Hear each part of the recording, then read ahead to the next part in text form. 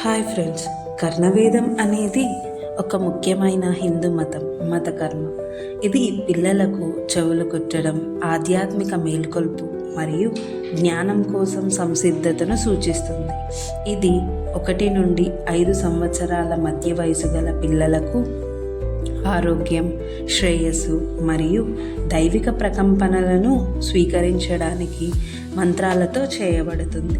తరచుగా ఆయుష హోమం మరియు బాలురు మరియు బాలికలను సాంప్రదాయ శుద్ధీకరణ ఆచారాలు ఉంటాయి.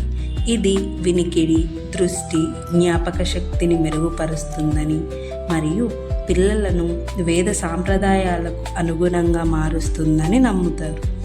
ఆధునిక వైవిధ్యాలు కూడా పెద్దలకు ఉన్నాయి.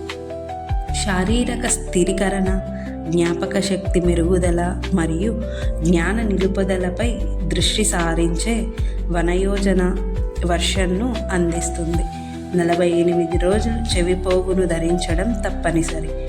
కర్ణవేదం అనేది ఆధ్యాత్మిక మరియు శారీరక శ్రేయస్సు కోసం లోతుగా పాతుకుపోయిన సాంస్కృతిక అభ్యాసం.